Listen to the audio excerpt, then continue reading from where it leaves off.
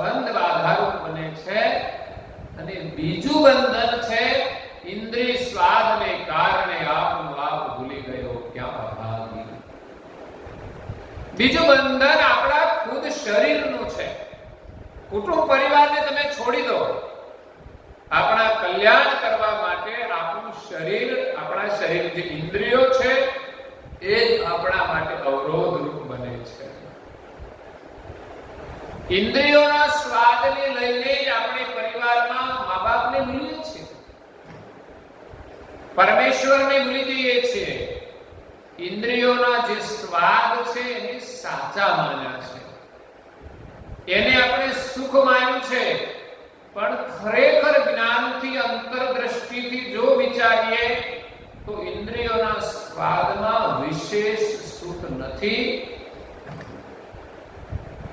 જે સુખ પરમેશ્વરનું ભજન કરવાથી મળે છે, જે સુખ કોઈ દુઃખીની સેવા કરવાથી મળે છે, એ સુખ ઇન્દ્રિયોના સ્વાદમાં નથી.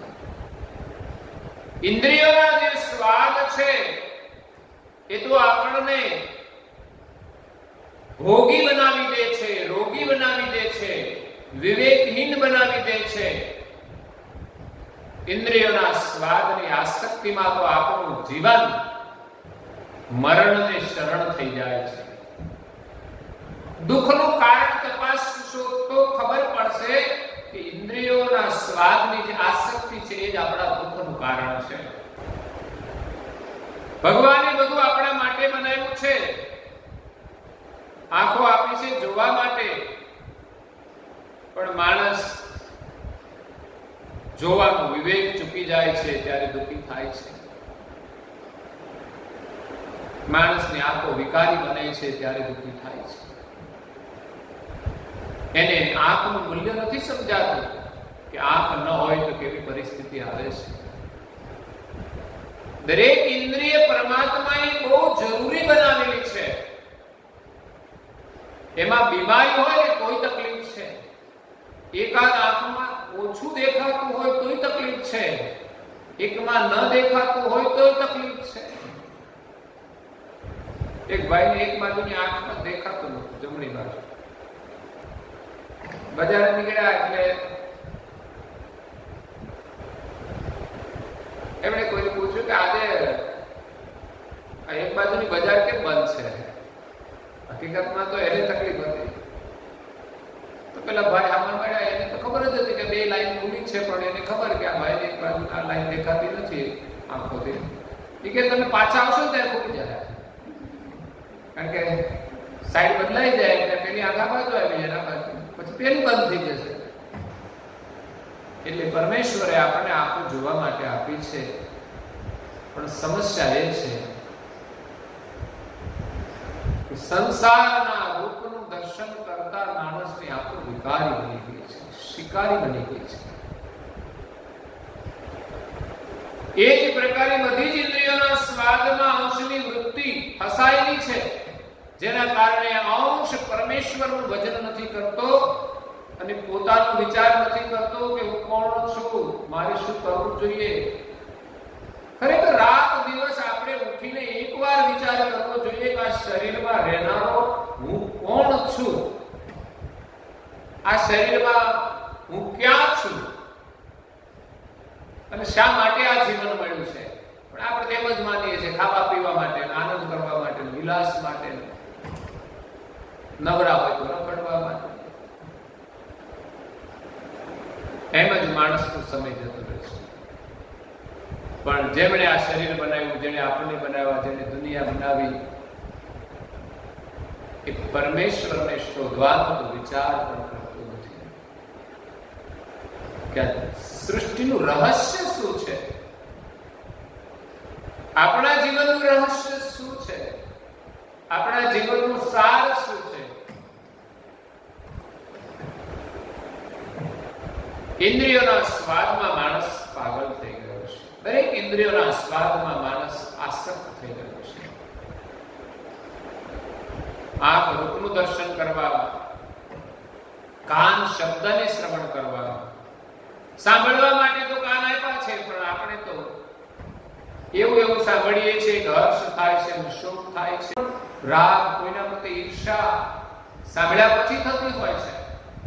ન સાંભળ્યું હોય ત્યાં બધું કઈ નહીં, પણ કોઈ તમને સાચું ખોટું સંભળાવી દે એટલે આપણામાં આગ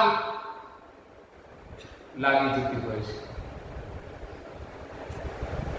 એ જ રીતે જીભના જે સ્વાદ છે ખાવા પીવાના, જાણે કે બધું આપણા માટે જ બનાવ્યું હોય એમ આપણે એનો ઉપભોગ કરીએ છીએ. ભોજન શરીરના પોષણ માટે છે, નહીં કે માત્ર સ્વાદ માટે. સ્વાદિષ્ટ ભોજન જમવું જોઈએ, પણ જમવામાં વિવેક ન ચૂકવો જોઈએ કે જરૂર કરતા વધુ ખવાઈ જાય, બિનજરૂરી વસ્તુઓ ખવાઈ જાય,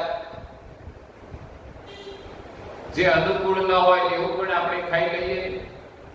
એક મહાત્મા એક બહુ સરસ વાત કરી કે આજે અસુર પંક્તિના જીવો સ્વાદની લાલસામાં અભક્ષ્ય ભોજન, માંસાહાર આદિનું સેવન કરે છે, મદિરાનું સેવન કરે છે, ઈંડાનું સેવન કરે છે. આ કોઈ ખાવા યોગ્ય વસ્તુ નથી, પણ એમણે અસુરની પંક્તિમાં મૂકી દીધા કે આ બધા જ મનુષ્ય અસુર પંક્તિના છે, માટે સેવન કરે છે. અને મારી દ્રષ્ટિએ તો જેટલા વ્યસન છે બધા અસુર પંક્તિના જ છે. તમારે સેવન કરવા હોય તો વાંધો નહીં, ને ન કરો તો તમારી ઈચ્છા. માણસને વ્યસનની કોઈ જરૂર નથી, મસાલાની કોઈ જરૂર નથી. આ બધું અસુર પંક્તિના જીવોનો આહાર છે, અધોગતિમાં લઈ જનારો છે. શરીરને 1% પણ એનો લાભ થતો નથી. આજે ભણેલા ગણેલા લોકો પણ બહુ પ્રમાણમાં એનું સેવન કરે છે. પહેલા તો સમય એવો હતો કે લોકો ભણેલા નહોતા એટલે કદાચ એ ખબર નહીં હોય કે તમાકુમાં કયું ઝેરી તત્વ છે. અને આજે તો ભણેલા ગણેલા શિક્ષકો પણ, શિક્ષક હોવા છતાં પણ મસાલા ખાય છે, તમાકુનું સેવન કરે છે. એને આપણે પૂછીએ કે ભાઈ આ તમાકુની અંદર કયું વિટામિન છે તો તમે ખાઓ છો, એને વિટામિન કેવું પડે?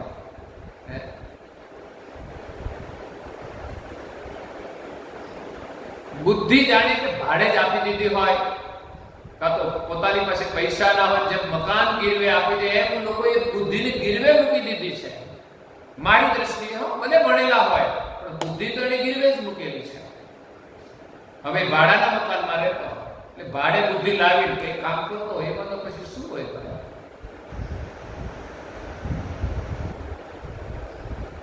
એટલે ભગવાને આપેલી જે બુદ્ધિ છે ને એને થોડી સલામત રાખવાની છે કે એ બુદ્ધિની અંદર વિવેક રહે. જ્યારે અશુદ્ધ ભોજન કરે છે ત્યારે માણસની પહેલી ઓળખ થાય છે કે એની અંદર વિવેકનો અભાવ છે, બુદ્ધિનું પ્રદર્શન છે, માણસની ઓળખ છે. એટલે વ્યસન માટે તો મારો ભાવ પણ હોય છે, આગ્રહ પણ હોય છે કે તમે સમજણથી છોડો, દ્રઢ સંકલ્પ લઈને છોડો, પ્રયાસ કરીને છોડો. તમારા પરિવારની અંદર તમારા જ નાના નાના છોકરાઓ હોય, તમે જેનું સેવન કરો છો એ વસ્તુ તમે તમારા બાળકોને આપી શકતા નથી તો પછી તમારે પણ સેવન કરવું જોઈએ ને. તમારા જ ઘરમાં તમારા જ બાળકો તમને ના પાડે, તમારા માટે શરમજનક કહેવાય તો પણ એ વ્યસનનું સેવન કરવું જોઈએ નહીં. વ્યસનનું સેવન કરવાથી આપણું શરીર બગડે એ તો જગ જાહેર છે. પડીકીઓ ઉપર લખેલું હોય છે કે તંદુરસ્તીને હાનિકારક છે તો પણ એ વાંચી શકતા કેમ? તો કે અંગ્રેજીમાં લખેલું હોય એટલે વાંચતા આવડતું, હિન્દીમાં પણ લખેલું હોય છે. એટલે હું ભણેલા હોવા છતાં વ્યસનનું સેવન કરે છે અને અભણ માનું છું. અહીંયા લીમડો છે ત્યાં ઓટલો છે ને 4 ઓટલા ત્યાં સૂત્રો લખેલું છે કે જો લોકો વ્યસનનું સેવન કરે છે તે ભણેલા છતાં અભણ છે. આખા ગામમાં લખ્યા છે ને. મને 1% પરિણામ પડશે ને તો મારા કલરના પૈસા વસૂલ થઈ જશે. એક જ જણો છોડે તો ગણવાનું. બાકી હું નહીં કહું તો ડોક્ટર કોઈ દિવસ કહે છે કે હવે તમે છોડી દો, બહુ થઈ ગયું, હવે કેન્સરની તૈયારી છે, પછી બધા બિસ્તરા મૂકેલે અને બધી કચરો કાઢે. પણ ત્યાં તો સમય પૂરો થઈ જાય ને જીવનનો. એટલે ઇન્દ્રિયના સ્વાદની અંદર આપણે આપણું જીવન બગાડી દીધું છે. 5 પ્રકારના વિષયોની અંદર આપણે આસક્ત થયા છીએ. એમાં જો વિવેક રાખીને જીવીએ ને તો જીવવાનો બહુ આનંદ છે. એક નાનકડું દ્રષ્ટાંત છે કે 5 પ્રકારના જીવો એક પ્રકારના રસની આસક્તિમાં મરણને શરણ થઈ જાય છે. 5 વિષય છે: શબ્દ, સ્પર્શ, રૂપ, રસ અને ગંધ. આ 5 જ્ઞાન ઇન્દ્રિય છે, એના 5 વિષય છે. આંખ રૂપનો ઉપભોગ કરે છે, તો પતંગિયો દીવાના પ્રકાશની અંદર એનું રૂપ જોઈને એને પ્રેમ કરે છે. આપણે જોઈએ ને, તમે દીવો મૂકો, આ તો લાઈટો છે એટલે એ સલામતી છે એની, કે એમાં ગમે તેટલો એ ઉડે તો વાંધો આવે નહીં. પણ આપણે ત્યાં પેલા ઘરમાં દીવા હતા અને દીવાને જોઈને પતંગિયાઓ એના નજીક આવી જ જાય અંધારામાં, કારણ કે દીવાનું રૂપ જોઈને એને પ્રેમ કરતું હોય છે. એની ખબર નથી કે આને પ્રેમ કરવાથી પરિણામ શું આવે. એમ સંસારમાં જગતના જીવો પરમેશ્વરને છોડી અને પરમેશ્વરની રૂપ રંગવાળી જે દુનિયા બનાવી છે ને એને પ્રેમ કરવા જાય છે. પરિણામે જેવી પતંગિયાની હાલત થાય છે એવી જેમની થવાય. સંસારની કોઈ પણ વસ્તુ ગમે તેટલી સુંદર હોય એ કાયમ સુંદર રહેતી નથી. અને માણસનું શરીર સુંદર હોય તો શરીર પણ સુંદર નથી. શરીરમાં રહેલો આત્મા છે, એને લઈને શરીર સુંદર દેખાય છે. બાકી આત્મા ચાલ્યો જાય અને પછી કોઈ શરીરને પ્રેમ કરે તો કહેવાય કે ના, મને શરીર તો બહુ ગમે છે, આત્મા ભલે ચાલ્યો ગયો, હવે એનું શોકેશમાં રાખીશ. પણ સંભવ નથી. શરીરમાં સુંદરતા છે નહીં. સમય પૂરતી હતી. એક યુવાની હોય ત્યારે એની સુંદરતા હોય, પણ સમયની ધારામાં જ્યારે શરીર વહી જાય છે, સમય જતા શરીર વૃદ્ધ થઈ જાય, પછી એની સુંદરતા ક્યાં ખોવાઈ જાય કઈ ખબર પડતી નથી. એટલે શરીર વાસ્તવિક સુંદર નથી. એના પ્રત્યે મોહ રાખવો જોઈએ નહીં. અને મોહના કારણે તો સંસારમાં અવિવેક થાય છે. રૂપ રંગના આકર્ષણથી તો માણસ ચારિત્ર ભ્રષ્ટ પણ થાય છે. અને દુનિયાના જે રૂપ રંગો છે એનાથી લોકો પ્રભાવિત થતા હોય છે. માણસની પાસે રૂપ ન હોય તો પણ બીજા બધા શણગારો ધારણ કરીને માણસ વધારે પ્રભાવિત કરે છે. એનાથી પણ લોકો આકર્ષિત થાય છે. પછી કોઈ પણ પ્રકારનું રૂપ હોય એનાથી માણસ પ્રભાવિત થાય એટલે એની પાછળ પાગલ થાય છે. પછી દુનિયાની કોઈ વસ્તુ હોય તોય ભલે, પછી પહેરવાના કપડા હોય તોય ભલે, પહેરવાના જુતિયા હોય તોય ભલે, પછી ઘરની ગાડી હોય તોય ભલે, જે કઈ સુંદરતા છે એની પાછળ માણસ એટલો પાગલ થઈ જાય છે કે પરમેશ્વરને જોવાને બદલે આ દુનિયાના રૂપ રંગ જોવામાં એનું જીવન બરબાદ કરી દે છે. મરણને શરણ થઈ જાય છે. એક દિવસ એવો આવે છે કે આંખમાં દેખાતું બંધ થઈ જાય છે. પછી બધી જ વસ્તુઓ રૂપાળી હોય પણ કરે શું? ત્યારે બહુ દુઃખ થાય છે. હવે આંખો ચાલી ગઈ, હવે શું કરવાનું? જે આંખોથી પરમેશ્વરના દર્શન કરવાના હતા એના માટે આંખો આપી છે. બાકી આંખો તો પ્રાણી, પશુ, પંખી નહીં છે, થોડા દર્શન કરવાના છે. કરી શકશે તો માણસ કરી શકશે. પરમેશ્વરના દર્શન ન કર્યા પણ ઘરમાં પરમેશ્વર જેવા મા બાપ છે એને પણ ઓળખી ના શક્યા. એટલે રૂપના મોહની અંદર પતંગિયું ફસાય છે. રસની અંદર, રસ જે ખાવા પીવાના સ્વાદ છે એમાં પણ આપણે એટલા બધા પાગલ થયા છીએ ને કે આજે અશુદ્ધ ભોજન વધારે ખવાય છે. ઘરમાં ધર્મ પત્ની શા માટે છે? સ્પેશિયલ રસોઈયા ઘરમાં હોય, 2-3 લાખના ખર્ચા કરીને લાવ્યા હોય, અને તોય પછી બહારનું ખાવાની આદત પડે છે. ખરેખર અમે ખાઈએ તો વાંધો નહીં, અમારે કોઈ બનાવવાનું ના હોય, પણ અમે જાતે બનાવીને પણ બહારનું નથી ખાતા. અને તમારે તો ઘરના રસોઈયા હોય, શા માટે બહારનું ખાવું જોઈએ? રસોઈ કંટાળી જાય અઠવાડિયે, એટલે હાલો આજે બહાર ખાઈ આવીએ. રસોઈયાએ બહેનોને ઘરનું કામ કરવાનું ક્યારેય એમાં આળસ ન હોવી જોઈએ, ક્યારેય એવું ન કહેવું જોઈએ સામેથી કે આજે આપણે બહારનું થઈ ગયું. કામમાં ક્યારેય આળસ ન હોવું, શુદ્ધ ભોજન જ કરવું. તો સ્વાદની અંદર માણસ એટલો આસક્ત થઈ ગયો છે કે એનું શરીર બગડે તો પણ એ વિચારતો નથી. મસાલા પાન પડી કે એનું તો દેન છે. બહુ આમ દુઃખ થાય પરિસ્થિતિ જોઈને કે માણસોનું શું થશે. અને અત્યારે તો એવી બીમારીઓ આવી છે ને, એનું પરિણામ કેવું આવશે ખબર નહીં. એટલે સ્વાદની અંદર એક માછલી, જે માછીમાર હોય એ સમુદ્રની અંદર જાળ લઈને જાય, એમાં કડીઓ હોય છે, આપણે જોઈ નથી પણ એમ કહે છે કે માછીમારની જાળીની અંદર કડીઓ હોય, એની અંદર એક ખાવાનો પદાર્થ ચોંટાડેલો હોય. એ તાર હોય, તાર અણીવાળો હોય, અને એના ઉપર થોડો ખાવાનો પદાર્થ ચોંટાડેલો હોય. એટલે જાળ પીછાવે અંદર, એટલે માછલી ખાવા માટે આવે. માછલીને કઈ ભાન નથી હોતું કે આ માણસ છે, દગાબાજ છે, અને આ રીતે આપણે આવું કર્યું હોય એ માછલીને ખબર હોતી નથી.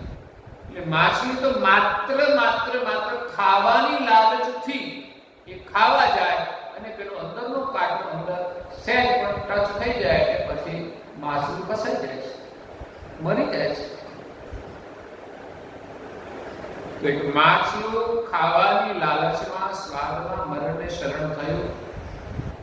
એ માણસની પણ આ જ હાલત છે. ત્રીજી, સુગંધી પદાર્થોના ભોગ માટે આપણે નાસિકાથી જાતની સુગંધ ગ્રહણ કરીએ છીએ. દુર્ગંધ કોઈને પણ ગમતી નથી. તો દુર્ગંધ તો ન ગમે, બરાબર છે, પણ સુગંધના ભોગી કે વિલાસી ન થવું જોઈએ. એની પાછળ પણ માણસ આસક્ત થઈ જાય છે, ત્યારે વિવેકહીન બની જાય છે. ઘણીવાર સુગંધનો પણ માણસ બહુ વિલાસ કરતો હોય છે. તો સુગંધના વિલાસની અંદર એક ભ્રમર કમળની અંદરથી સુગંધ ગ્રહણ કરે છે. સુગંધમાં એટલો બધો ઓતપ્રોત થઈ ગયો કે સાંજનો સમય થયો, કમળ બીડાઈ જાય છે, તો પણ ભ્રમરને ઉડવાનું ભાન રહેતું નથી.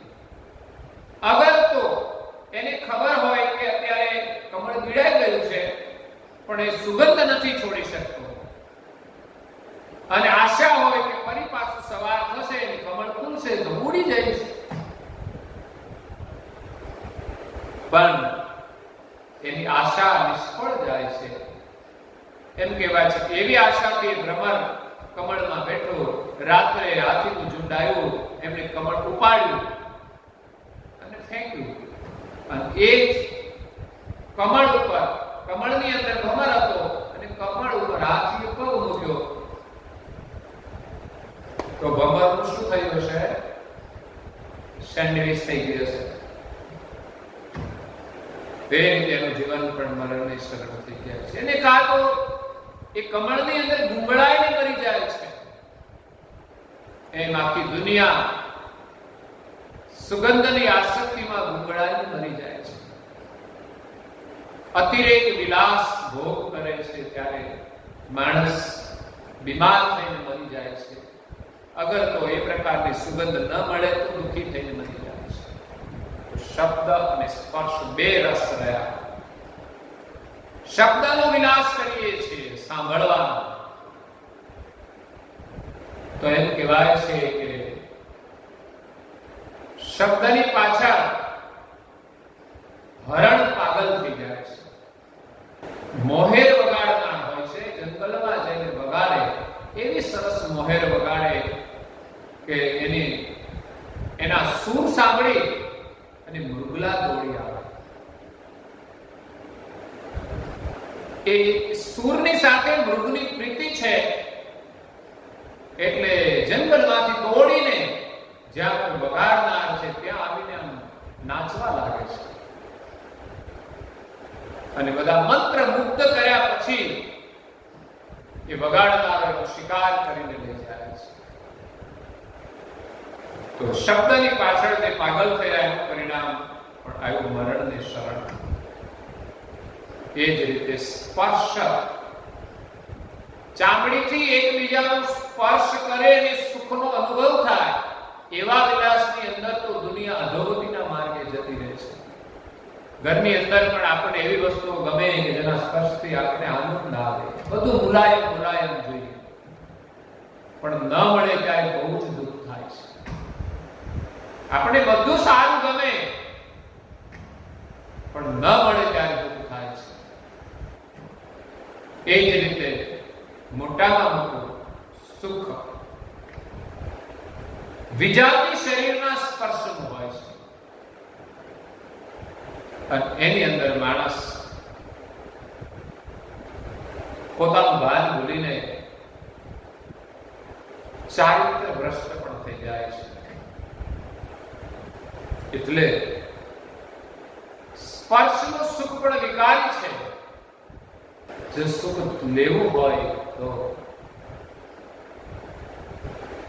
કોઈ વૃદ્ધ મા બાપ હોય, કોઈ પણ વૃદ્ધ હોય, એમની તમે હાથે સેવા કરો, એ સાચું સુખ છે. પણ માણસ ચામડીના સ્પર્શના સુખની અંદર ગાંડો થઈ જાય છે ત્યારે વિવેકહીન બની જાય છે. એના માટે એક દ્રષ્ટાંત મહાપુરુષો આપે છે હાથીનું. હાથીની અંદર સ્પર્શ સુખની વિશેષ ચાહના હોય છે. એમ કહેવાય છે કે હાથીને પકડવા માટે મહાવત જંગલમાં જાય છે, મોટો ખાડો કરે, હાથી અંદર સમાઈ જાય એવો મોટો ખાડો કરે, અને એ ખાડાના ઉપર વાંસ નાખે, વાંસ ઉપર ઘાસ નાખે, ઘાસ ઉપર માટી નાખી જમીન જેવી જમીન કરી દે. એના ઉપર એક હાથણી ઊભી રાખે, કાગળની બનાવેલી મોટી. આપણે ત્યાં ઘણી વખત લોકો પ્રદર્શન કરતા હોય છે, એની અંદર જે રમકડા બનાવ્યા હોય એમ લાગે કે સાચા જ હશે. ઘણાના ઘરમાં પણ એવા રમકડા હોય એમ લાગે કે સાચા જ હશે. ઘણાના ઘરમાં આર્ટિફિશિયલ ઝાડવા હોય છે, આપણે આમ પૂછવું પડે કે આ સાચું છે, લાગે છે એવું. એવી હાથણી બનાવીને મૂકે એમ લાગે કે ખરેખર સાચી જ હાથણી છે. એને જોઈને હાથી એનો સ્પર્શ કરવા માટે દોડે છે. એ કાગળની છે એટલે ખાડા ઉપર ઊભી રાખી છે, પણ પેલો વજનદાર હાથી જ્યારે એને ભેટવા આવે ત્યારે એ ખાડાની અંદર પડી જાય છે. સંસારના મનુષ્યોની હાલત પણ આવી જ છે. એ સ્પર્શનું સુખ મેળવવા માટે એવા વિષય વિકારના ખાડામાં પડી જાય છે, પછી એ સુખ માટે બંધાઈ જાય છે. એક પ્રકારનું વ્યસન થઈ જાય છે. તો એ મહાવત કેટલાય દિવસ સુધી હાથીને ગોઠ્યો રાખે. એ નિર્બળ થઈ જાય, પછી એને ત્રાસો ખાડો કરીને બહાર કાઢે અને પછી પોતાને વશ કરી દે છે. નહીં તો હાથી ગમે તે હાથી કોઈ મહાવતને વશ નથી થતો. એ જે લઈને ફરતા હોય એને યુક્તિપૂર્વક એને વશ કર્યો હોય છે. નહીં તો જંગલમાં ફરનારા હાથી મહાવતને છોડાવીને ચાલ્યા ના જાય, પણ નથી જઈ શકતા. એકવાર વશ થઈ જાય પછી એના માલિકને છોડીને જઈ શકતા નથી. પછી એના માલિક એના પાસે જે કંઈ કામ કરાવે તે એમાં જીવની દશા અધોગતિ છે. ઇન્દ્રિય સ્વાદને કારણે આપણો આપ ભૂલી ગયો. આપણે આપણા સ્વરૂપનો વિચાર નથી કરતા, માત્ર શરીર સુખના આનંદમાં જ જીવીએ છીએ. પણ આ વિલાસ છોડીને આપણે આ ઇન્દ્રિયોથી પ્રવૃત્તિ પ્રભુનું ભજન નથી કરતા. સંસારના સુખને સાચું માનીને એની પાછળ દોડીએ છીએ. મહાપુરુષો એમ કહે છે કે તમે ભજન કરો એમાં સુખ છે અને એ જ સાચું જીવન છે. સંસારનું સુખ તો વાદળની છાયા જેવું છે. કયું છે?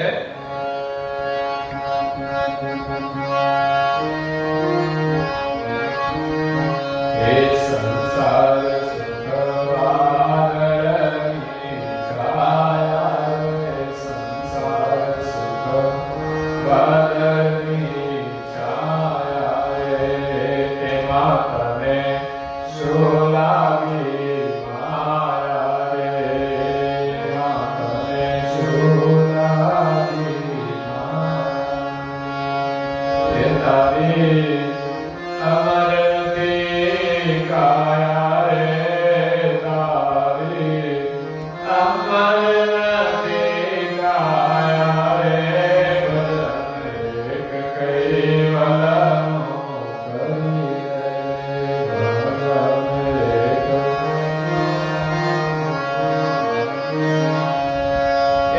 ભેગું કર્યું પડ્યું રહેશે નાનું રે, ભેગું કર્યું પડ્યું રહેશે નાનું રે, ભર્યું રહેશે ભોજનિયાનું ભાણું, ભર્યું રહેશે ભોજનિયાનું ભાણું,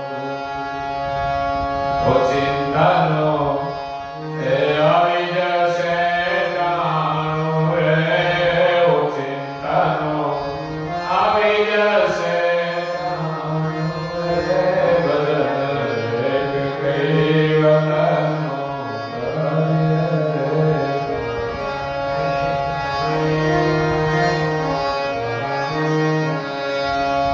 એ શિખામણ માની લે છે લીલે, શિખામણ હે પ્રભુજી વિના કોઈ નથી રે લીલે, પ્રભુજી વિના હે મનમાંથી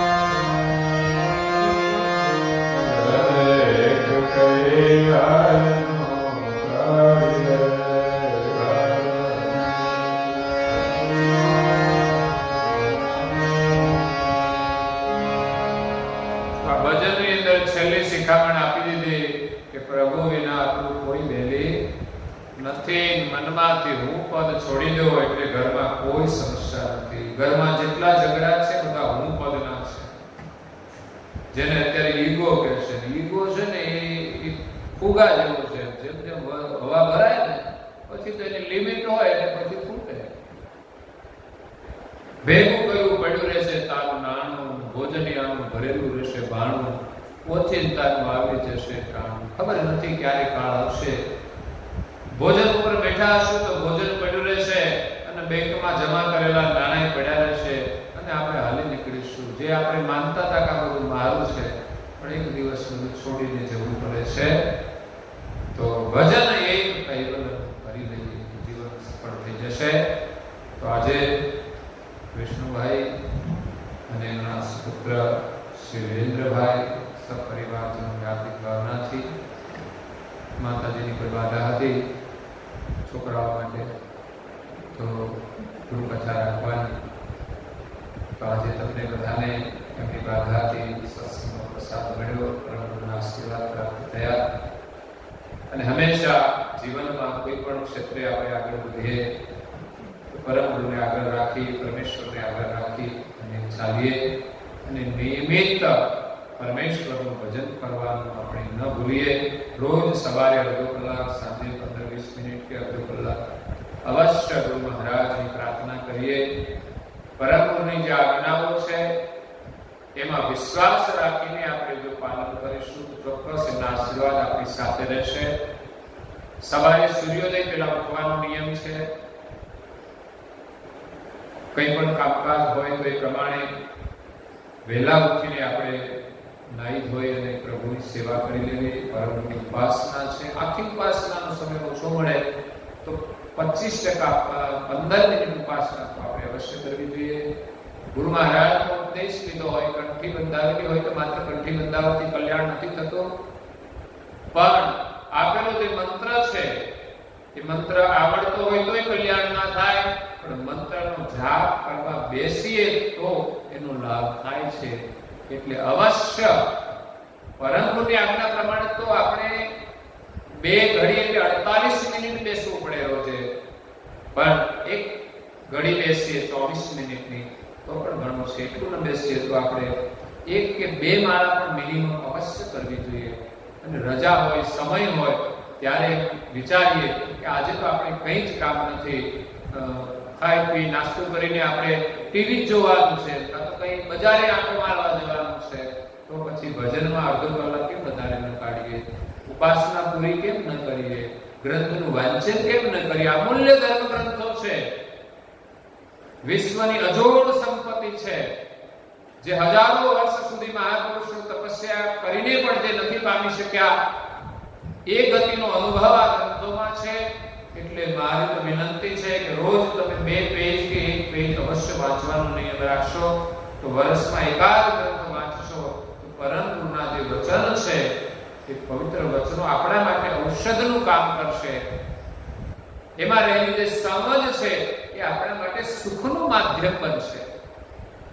ઘરમાં જે સુખ છે એ સમજણથી જ છે, અને સમજણ આ ધર્મ ગ્રંથોમાં આપી છે કે જેના દ્વારા સંસારની મોહ અને મમતા ઓછા થઈ જાય તો કોઈ સમસ્યા નથી. એટલે અવશ્ય આપણા ઘરમાં ગ્રંથોને વસાવવા. હમણાં આપણા મંદિરમાં નવા 10 ગ્રંથો નવા ટ્રાન્સલેશન થઈને આવેલા છે, તો એમાંથી એકાદ ગ્રંથ લઈ જઈ અને અવશ્ય તમે વાંચો, પરિવાર સાથે વાંચો. ઉપાસના પણ તમે કરો, પરિવાર સાથે પણ કરો. સમયની અનુકૂળતા ના હોય તો સ્વતંત્ર રીતે કરો. જ્યારે સમૂહમાં સમય હોય ત્યારે ભેગા મળીને કરો. પરમ ગુરુની આજ્ઞા પ્રમાણે કપાળમાં અવશ્ય તિલક ધારણ કરજો. પરમ ગુરુના આશીર્વાદ છે. જે કરવામાં આપણને સંકોચ કે શરમ ન હોવી જોઈએ. આજે ફેશનનો જમાનો છે એટલે કદાચ સંકોચ થાય, શરમ આવે, પણ ખરેખર તો આજની ફેશનો અને વ્યસન શરમાવા જેવા હોય છે, અને બાલ તિલક તો ગૌરવથી કરવા જેવું હોય છે. એટલે અવશ્ય બાલ તિલક કરજો. અને સંધ્યા ઉપાસના એ પણ કરવાની. આ રીતે પરમ ગુરુની આજ્ઞા પાડીશું ચોક્કસ આપણું કલ્યાણ થશે. તો વિષ્ણુભાઈ અને આખો પરિવાર પરમ ગુરુના આશીર્વાદથી સુખી અને સંપન્ન છે. અને પ્રાર્થના કરીએ કે ભાવિ પેઢી પણ પરમ ગુરુના સંસ્કારથી સુખી અને સંપન્ન રહે. એવી પ્રાર્થના સાથે આપણે કથાને અહીંયા વિરામ આપીએ છીએ. અસ્તુ સત્ય વૈસાય.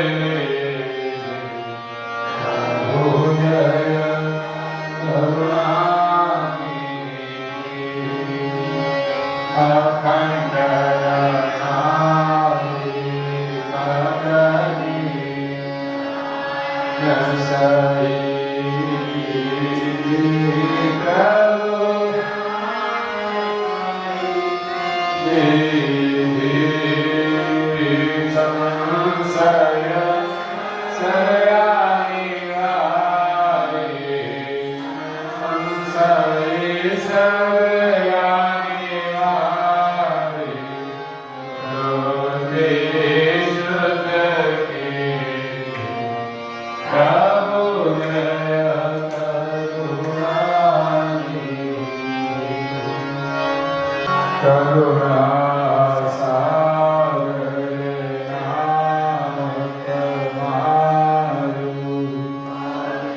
च